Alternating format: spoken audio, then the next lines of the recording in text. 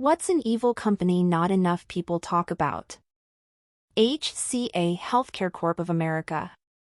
The largest, for-profit hospital system in the country, world probably. Imagine if Walmart owned your hospital, that would be an improvement over HCA. I remember when the crook who owned TennCare bilked the state for millions. For instance, charging $39 for a Band-Aid. Not the care involved, just the Band-Aid. The whole industry is damaged from insurance all the way to supplier. We as patients have blindly accepted walking into a medical facility and having people tell us what to do, what we need, and then the bills show up later. Oh well. Imagine going to a car dealership and they pick out a car for you and don't tell you what the cost is. It's ridiculous.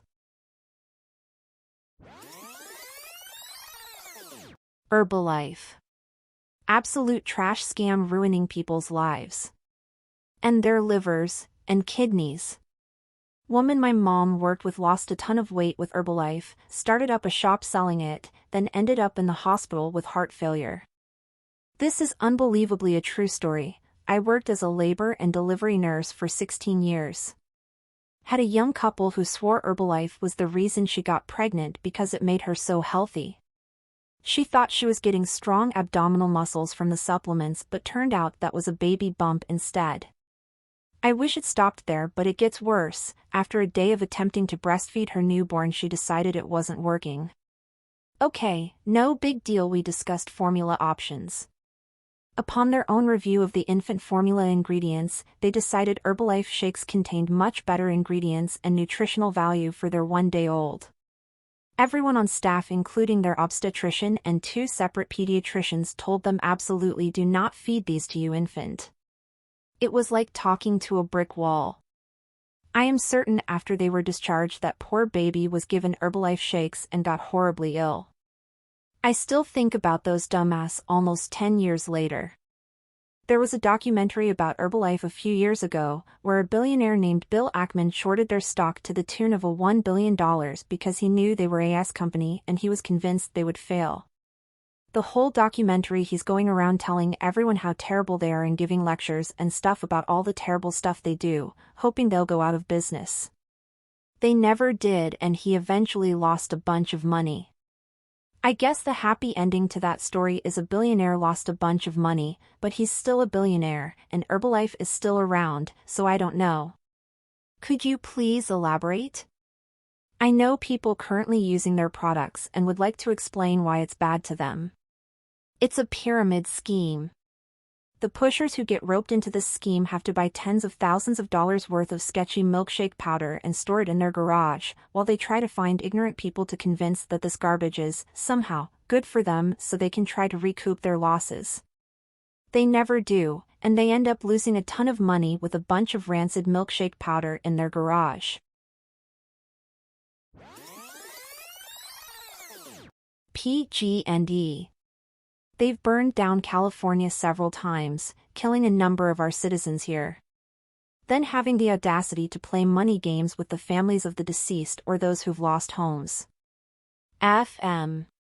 It's been fun watching Newsom try to slowly separate himself from PG&E, for which he was an apologist for many years due to their financial support of his campaigns. At the infamous French Laundry dinner, a high-level executive of PG&E was sitting at the table with him along with other high-level executives of pharmaceutical companies. His ties with PG&E run extremely deep. In fact, I think it was the birthday of the PG&E executive that they were celebrating, and when Newsom was questioned about why that executive was there, he just said something along the lines of "he's a friend and we were celebrating his birthday." Similarly in Michigan, DTE has donated money to over 90% of the state legislature members and Governor Whitmer too. I'm sure electric companies in other states, regardless of the party in power, no pun intended, donate massively to all politicians to avoid any oversight and legislation. Granted, these power companies aren't like PG&E and SCE burning down entire towns in California, but they are still having massive blackouts and refusing to upgrade services in the interest of their shareholders. And the second a politician tries to break rank, they will threaten to donate to their primary/general election opponent. When everyone has a conflict of interest, no one has a conflict of interest. Texas. Wells Fargo's pretty shady. I've never worked for or banked with them, but they're pretty shady.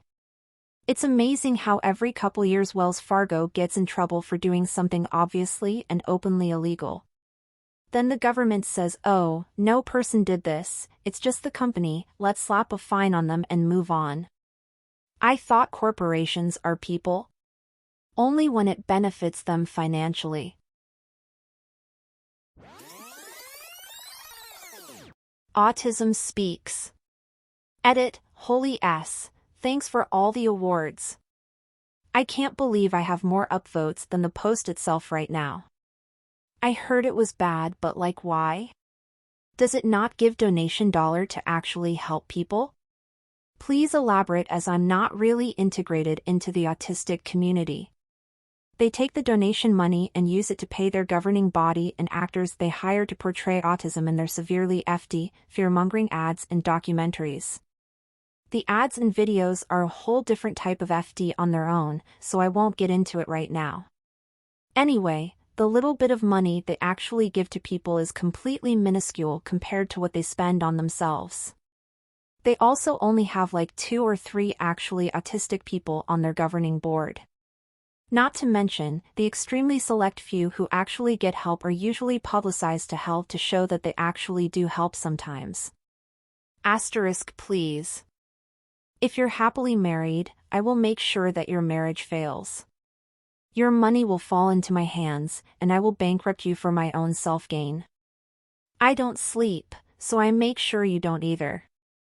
I will make it virtually impossible for your family to easily attend a temple, birthday party, or public park without a struggle, without embarrassment, without pain. You have no cure for me. Your scientists don't have the resources, and I relish their desperation. Your neighbors are happier to pretend that I don't exist, of course, until it's their child. I am autism. I have no interest in right or wrong. I derive great pleasure out of your loneliness. Excerpt from one of their ads. Nice, right? This is the one that always sticks with me the most from them in terms of their ads. I hate it so much. Wow, that's actually worse than I would have guessed.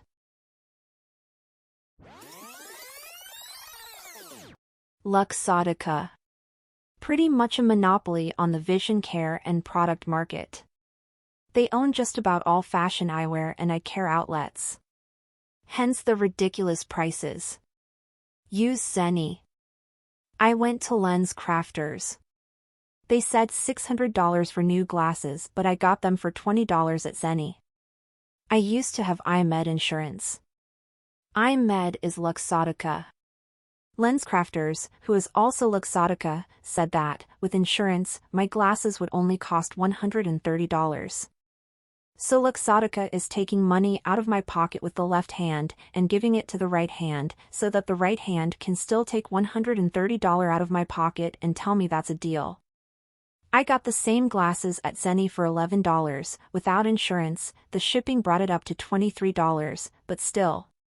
Also, for most people, your basic vision exam is covered by your health insurance. There. I'm sure you probably know this, but in case this helps others, iMed isn't really insurance. It's just a discount plan. Just like Delta Dental and most of the pet insurance plans your workplace might offer.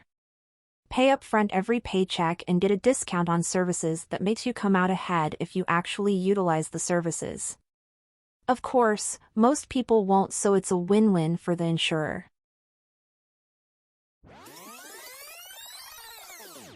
UPS. I have seen decisions made that have killed employees and then the supervisor responsible get promoted. I have seen managers get fired for removing time worked from time cards only to be hired back a month later. I have saw intentional OSHA violations on a nightly basis for years. I see supervisors relentlessly harass employees. Horrible company in every way imaginable. On the flip side, they are unionized, so their workers have at least some hope of representation, unlike FedEx. If they have good business agents. Mine were corrupt trash.